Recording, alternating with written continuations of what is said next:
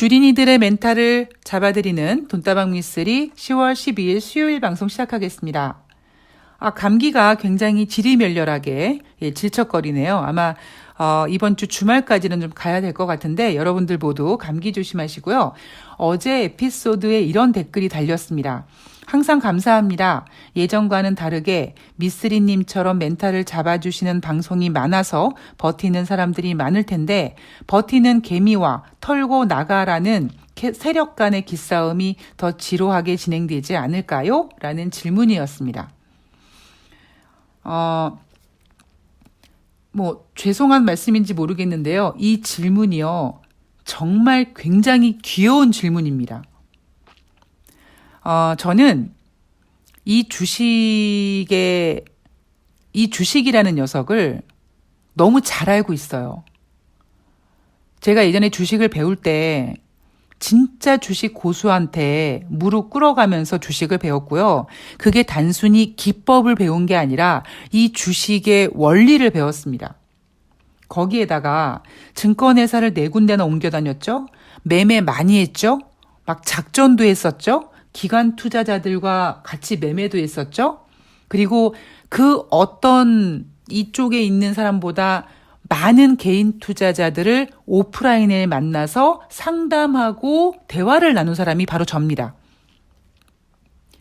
그래서 제가 공식적으로 증권 전문가 활동을 하지 않는 겁니다. 왜냐하면 주식 시장의 원리를 알고 있기 때문에. 그런데 지금 이 멘탈을 잡아주는 방송이 많은가요? 물론 있겠죠. 그런데 제가 자부하건대 돈다방 미쓰리처럼 멘탈을 못 잡아줄 겁니다. 돈다방 미쓰리처럼 잡아주면 돈다방 미쓰리처럼 됩니다. 어떻게 되냐면 유명세를 얻지 못합니다. 그게 왜 그러냐면 주린이들은요, 주식하시는 분들은 맨 처음에는 본인이 주식을 합니다. 물론 처음부터 지인에게 종목을 받는다든가 본인이 종목을 찾는 분들도 계시지만 그러다가 주식을 이제 손해보고 그러면 나름대로 이 방법 저 방법을 찾다가 포기한 분도 계시지만 그래도 믿음이 있는, 이름이즘이 있는 전문가들을 쫓아다니게 될 수밖에 없습니다.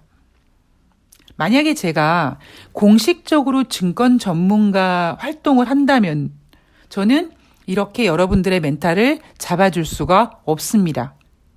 왜냐하면 증권 전문가를 하겠다라는 거는 여러분들의 지갑을 열겠다라는 건데 여러분들의 지갑을 열기 위해서는요. 주식시장을 긍정적으로 얘기할 수밖에 없어요. 그런데 저는 올해 처음부터 작년 말부터 여러분 2022년도에는 3,000포인트 안 됩니다. 당분간 어려워요. 라고 얘기를 했잖아요. 증권 전문가 활동하는 사람이 그런 얘기를 어떻게 합니까? 그러면 누가 주식하겠다고 하겠습니까? 돈다방 미쓰리를 오랫동안 들으시는 분들이 미쓰리는 예를 들면 주식시장이 빠져도 또 미쓰리가 갖고 있는 종목들, 보는 종목들 때문에 이렇게 5% 뛰기 같은 그 수익을 낼 수 있어. 그런 거를 믿으시는 분들은 매매를 하시겠지만 그런 게 아니라 제가 공식적으로 증권 전문가 활동을 하게 되면은요. 그런 시황을, 그런 멘탈을 잡아드릴 수가 없습니다. 그래서 아마 경제방송에서 주린이들의 멘탈을 잡아준다. 물론 있겠지만 돈다방 미쓰리처럼 강력하게 잡아주지는 못할 거고요. 그리고 기싸움 이야기를 해주셨는데 제가 예전에 이런 얘기 한번 한 적이 있습니다. 제 소원은 뭐냐면 개인들이 세력이 한번 됐으면 좋겠다. 개인들은요. 기관 투자자보다 뭐가 부족합니까? 기관 투자자 애들은 밥 먹고 그런 거 분석하고 종목 찾으니까 잘할 거다? 개풀 뜯어먹는 소리예요. 외국인들은 자본금이 넉넉하고 정보가 많은 건 확실합니다. 그리고 기관도 그렇다고 칩시다. 그런데 지금은요. 워낙 인터넷이 발달되어 있고 개인 투자자들도 똑똑하다 보니까 그들도 정보가 많아요. 그런데 왜 개인들은 매번 당하냐? 각계전투하고 있기 때문이거든요. 외국인들은 워낙 큰 자금으로 정보를 가지고 대한민국 주식시장에 밀물처럼 들어오지만 사실 기관 투자자들이 운영하는 그 펀드도 뭐겠습니까? 한 푼, 두 푼이 모여서 덩어리가 된 거거든요. 그런데 개인 투자자들은 그게 안 되는 거예요. 제가 예전에 한번 이런 얘기 한 적이 있어요. 카카오톡 단톡방에 자, 대한민국 주린이들 다 모여라 해가지고 우리가 삼성전자를 한번 사보자. 그럼 우리가 세력이 될 수 있는 겁니다. 세력이라는 게 바로 그거예요. 뭉치냐 뭉치지 못하느냐. 그렇다면 유튜브에 댓글을 그 질문을 달아주신 분께 저는 이런 얘기를 하고 싶어요. 진짜 돈다방 미쓰리가 아직 미약하고 뭐 앞으로도 뭐 크게 저는 크지 못할 거라고 생각을 합니다. 제가 갖고 있는 이 포지션 때문에. 그런데 여러분들이 돈다방 미쓰리를 들으시고 멘탈이 강해진다. 그래서 세력들과 기싸움을 한다. 그럼 여러분들 겨우 싸움에서 이기는 건 누굽니까? 강한 사람이 이기는 거거든요. 그러니까 제 소원이 그런 거예요. 개인 투자자들이 좀 강하게 멘탈 잡고 좀 뭉칠 수 있는 방법이 좀 있다면 저는 기관 따위는요. 개인 투자자들에게 싸움도 안 된다고 생각하는 사람입니다. 그래서 제가 아무리 멘탈을 잡아준다고 해도 이 방송을 듣는 분들 많지도 않고요. 그리고 좋은 방송인 것 같기는 한데 난 그래도 주식시장 뭐 다시 올라간다고 얘기하고 종목 있다고 얘기하는 전문가한테 갈래 하고 떠나는 분들이 계십니다. 그게 개인 투자자들이에요. 그래서 우리 걱정하시면서 이 질문을 올려주신 분께 그런 걱정 하실 필요 없다라는 이야기를 해드리고 싶습니다. 진짜 그런 날이 좀 왔으면 좋겠어요. 진짜 개인 투자자들이 세력이 한번 되는 그런 날이 왔으면 좋겠습니다. 저의 개인적인 바람이기도 하고요.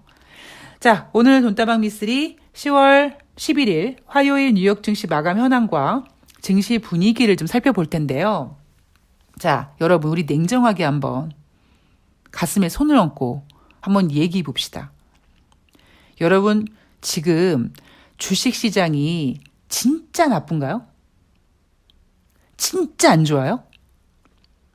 제가 지금 이 방송을 녹음하고 있는 10월 12일 수요일 오후 1시 54분 현재 코스피 시장 11포인트 올라서 2200포인트 회복했습니다. 종목별로요. 개인 투자자들이 좋아하는 삼성전자도 빨간색입니다. 지금 여러분 주식시장이 안 좋은가요? 아니에요. 굉장히 재미있는 주식시장이고요. 전 개인적으로 굉장히 매력적인 주식시장이 펼쳐지고 있습니다.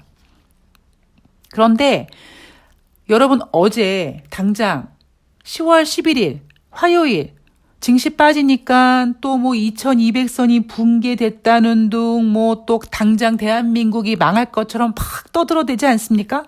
환율이 뭐 또 올라가고 뭐 난리 부르스 치잖아요.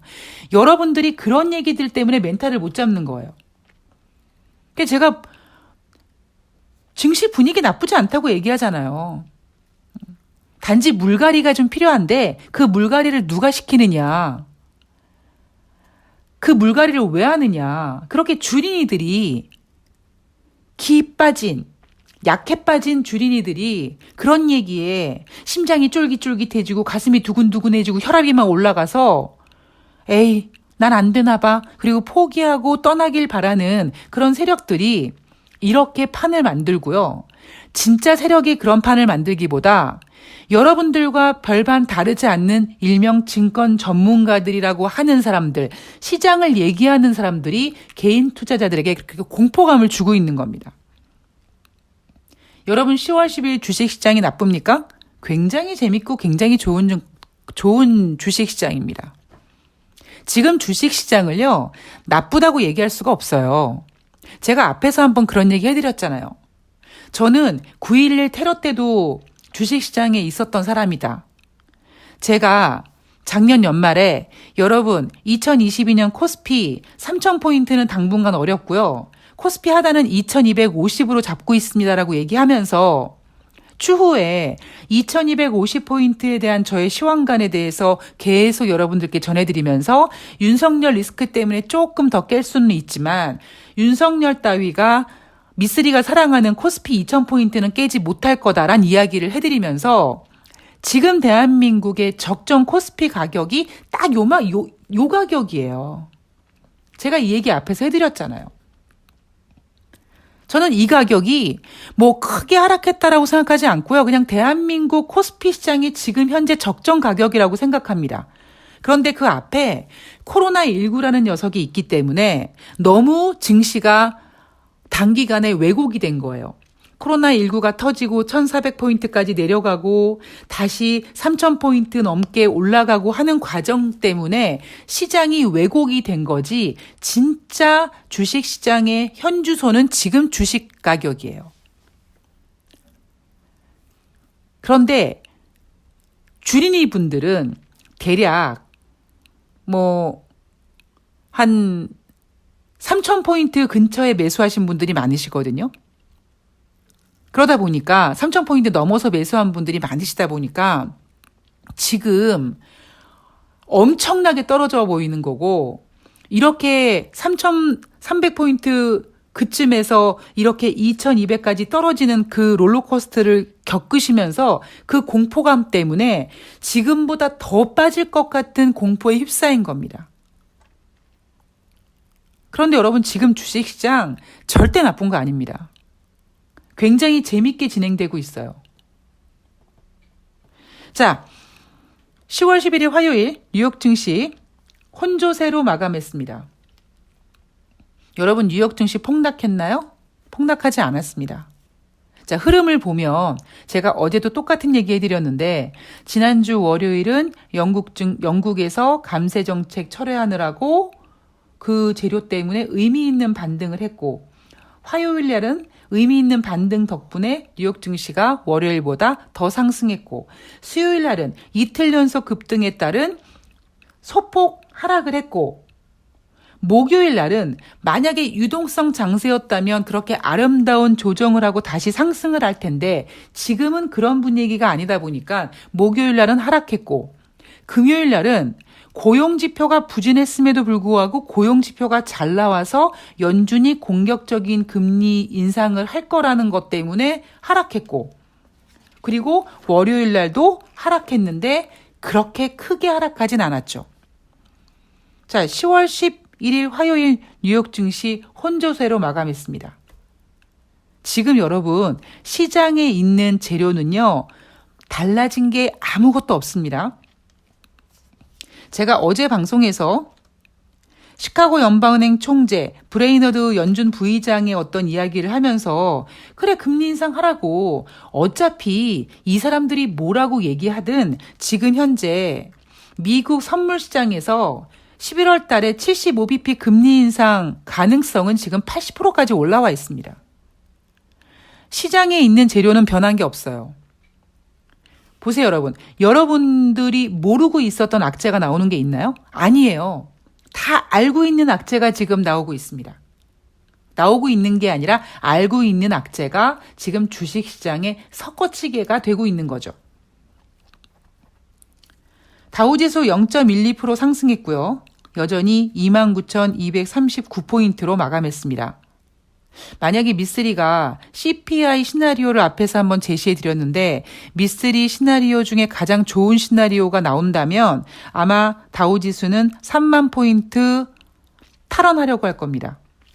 자, S&P 500 0.65% 하락했고요. 나스닥 1.10% 하락했습니다.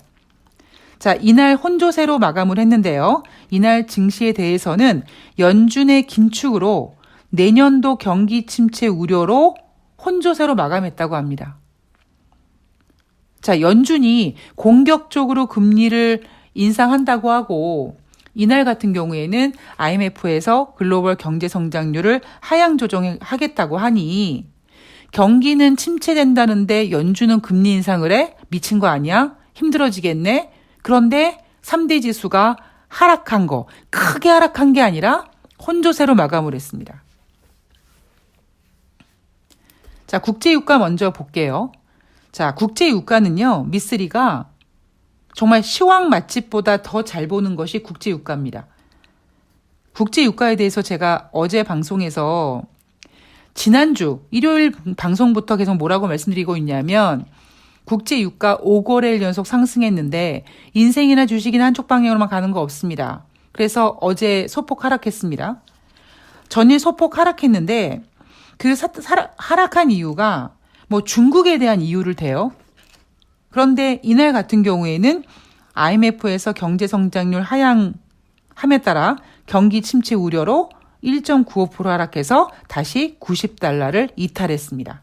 자, 지금 현재 국제유가 미쓰리가 예상한 대로 그대로 흘러가고 있습니다.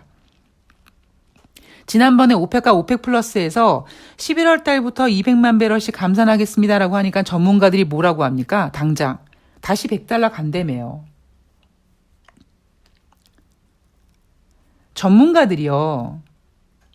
멘탈을 잡아주는 방송을 할 수 있다고요? 전 못한다고 봅니다.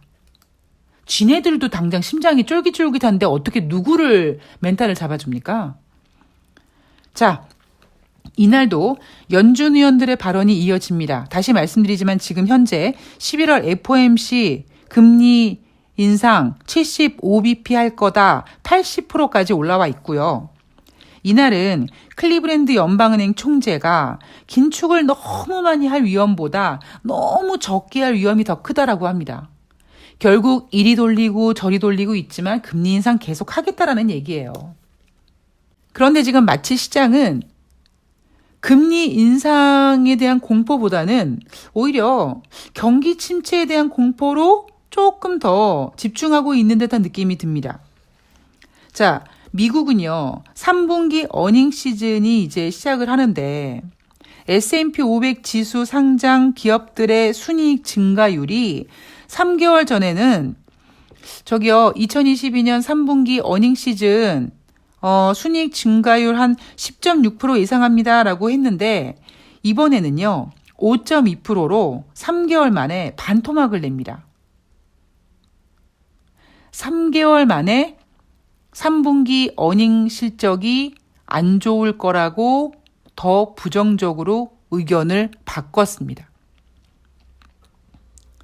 자, 물론 3개월 전에 S&P 지수 상장 기업들의 순이익 증가율을 10.6으로 봤다가 이번에 5.2로 하락한 이유는 3개월 전이니까 6월달 75bp 금리 인상, 7월달 75bp 금리 인상, 9월달 75bp 금리 인상, 이놈의 공격적인 금리 인상 때문에 기업들의 실적이, 순이익이 줄어들 거다라고 생각을 한 거겠죠.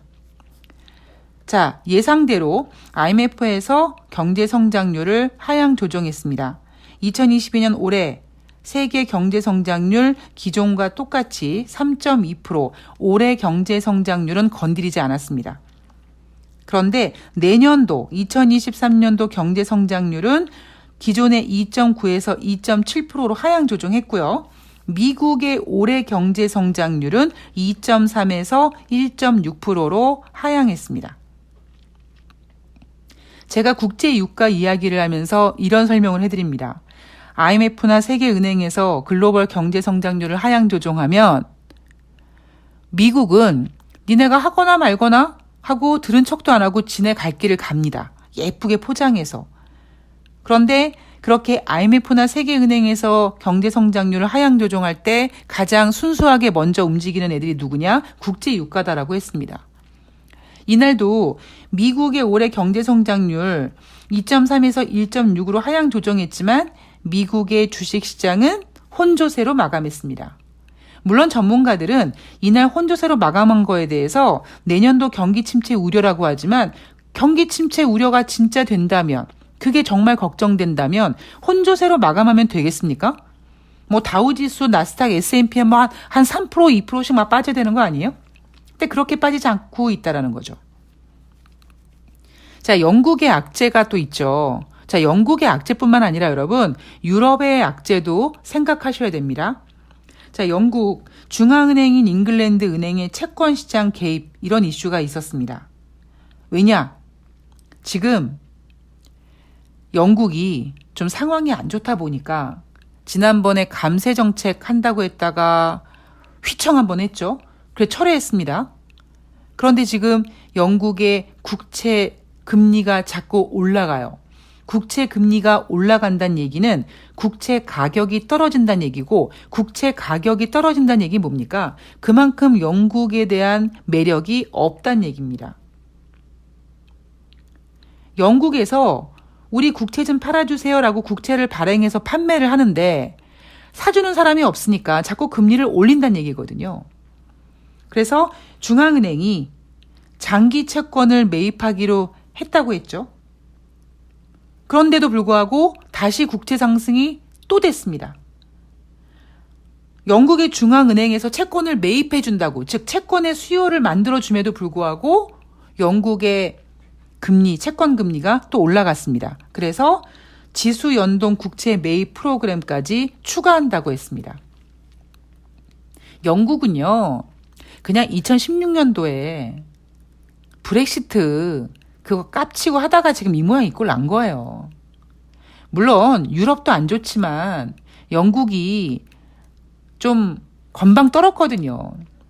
영국이 유로존에서 탈퇴한 다음에 예전에 그 영국 제국을 생각하면서, 대영 제국을 생각하면서 뭔가 다시 한번 날개를 펼칠 거라고 착각을 했지만 어린 반푼어치도 없는 얘기가 된 거죠, 지금. 뭉쳐도 안 될 판에 혼자 튕겨져 나와가지고 지금 저러고 있는 겁니다. 브렉시트에 대한 어찌 보면 싸고지라고 봐야겠죠. 그런데 영국뿐만 아니라 지금 유럽도 경제가 좋지 않습니다. 그런데 영국이 더 노골적으로 안 좋아 보이는 겁니다. 자, JP 모건에서 내년 봄이나 여름에 미국의 경기 침체가 올 것 같다라고 얘기했죠. 이날은 노무라에서 미국에서 침체가 곧 시작되는데 내년까지 계속될 것 같다라고 경기 침체 이야기를 계속합니다. 지금 와서 왜 좋다며요. 여러분 올해 연초에 어땠습니까? 미쓰리가 코스피 3천 못 간다고 계속 얘기했을 때 전문가들이 무슨 얘기했습니까? 올해 경제가 재개된다면서요.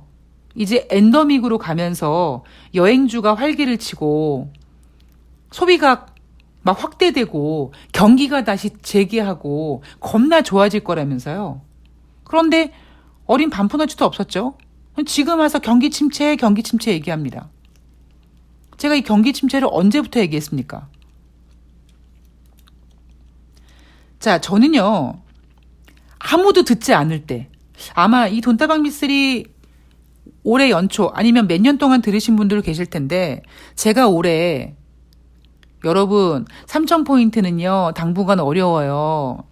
너무 3,000포인트에 있는 그 저항선이 두껍고 강해서요 뚫기가 어렵습니다 라고 얘기했을 때 아마 청취자분들은 그래 미쓰리가 그동안 맞춰왔으니까 미쓰리 맞을 것 같기는 해 라고 생각하시면서도 아이 그래도 설마 경제가 재개되는데 다시 3,000포인트 갈 수 있겠지라고 생각하시는 분들이 많으실 겁니다.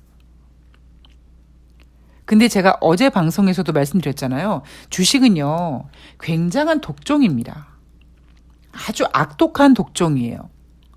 마음 약하면 안 됩니다. 굉장히 마음을 강하게 먹고 주식시장에 뛰어들어야 돼요. 제가 이런 얘기 드리잖아요.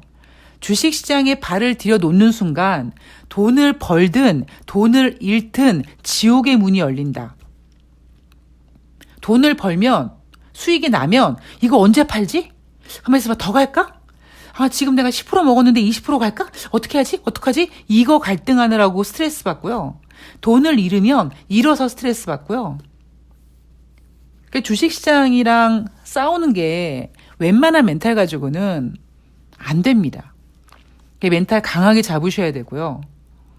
그리고 무엇보다 저는 여러분들이 매매를 하실 때는 만약에 나 지금 이익 나고 있는데 어떻게 미쓰리? 그걸 저한테 물어보시면 안 돼요.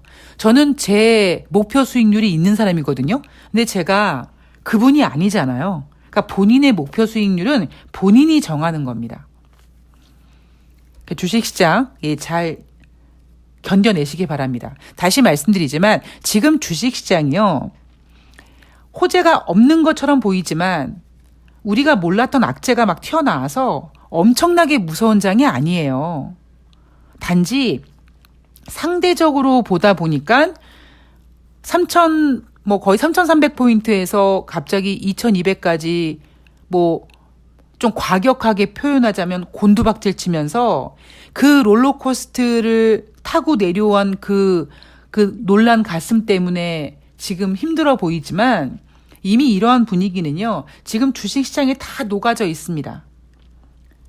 아직 녹이지 못한 게 뭐예요? 투자 심리예요.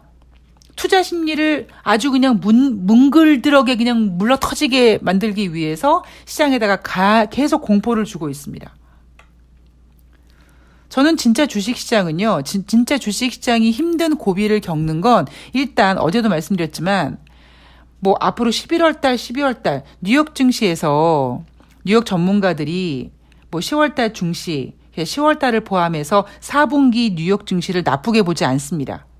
왜냐하면 1분기, 2분기, 3분기 모두 죽었으니까 걔네들 말도 미쓰리처럼 인생이나 주식이나 계속 빠지겠냐? 그럼 최소한 미국의 4분기 뉴욕 증시는 반등하겠지라고 하면서 산타 랠리까지 생각하고 있는데 인생이나 주식시장이나 오르막길 내리막길이 있지만 이거 오르막길이네 했는데 한 걸음 두 걸음 올라갔다 또 곤두박질 칠 수도 있지 않습니까?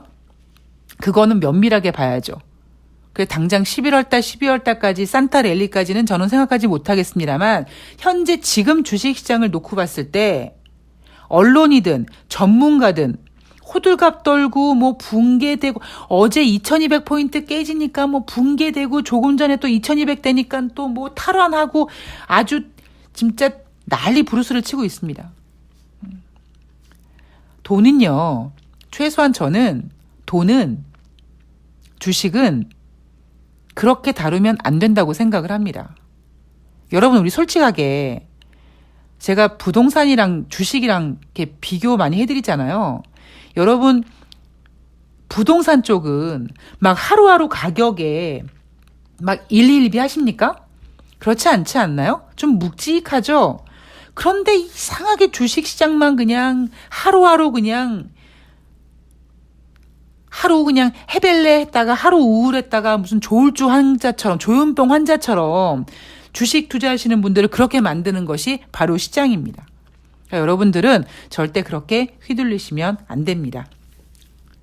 자, 주식시장 굉장히 재미있게 진행이 됐고요. 이번 주에 9월달 소비자 물가지표 지난달에는 8.3%가 나왔는데 과연 이번 달 미쓰리 예상대로 앞자리 8을 깰 것인가, 혹은 앞자리에 8은 못 깨지만 예상치를 지금 8.1로 예상하고 있다 보니까 예상치인 8.1보다 낮은 8.0이 나올 것인가, 요 두 가지 시나리오에 지금 많이 비중이 좀 커지고 있고, 최악의 시나리오는 지난달에 기록했던 8.3을 넘을 것이다. 이게 최악의 시나리오인데 국제 유가가 지금 더 빠진 상태고, 그래서 근원 소비자 물가 지표는 좀 모르겠습니다만 일반 소비자 물가 지표는 최악의 시나리오는 안 나올 것이다. 거기에다가 만약에 예상치가 8.1인데 전월과 똑같았다는 둥, 혹은 8.0밖에 안 됐다. 아쉽게도 앞자리가 바뀌지 않았다. 이랬을 경우에는 전년 동월 대비 8.0, 8.1이 아니라 전월 대비는 인플레이션이 감소했다, 줄어들었다, 이렇게 포장을 해서라도 다우지수는 2만 포인트를 만들기 위해서 노력하지 않을까 하는 것이 저의 생각입니다. 자, 남은 시간 화이팅 하시고요. 저는 내일 목요일 방송은 하루 쉬겠습니다. 제가 오후에 새날 방송을 나가야 되기 때문에 제가 요즘에 주식시장에 좀 집중하느라고 새날 출연하는 날은 새날에만 좀 집중하고 싶어서 목요일 방송은 쉬고요. 금요일 날 돈다방 미쓰리는 뉴욕 증시 수요일 그리고 목요일 뉴욕 증시까지 소비자 물가 지표까지 정리해서 더 좋은 내용으로 찾아뵙도록 하겠습니다. 좋은 하루 되시고요. 감기 조심하시고요. 고맙습니다.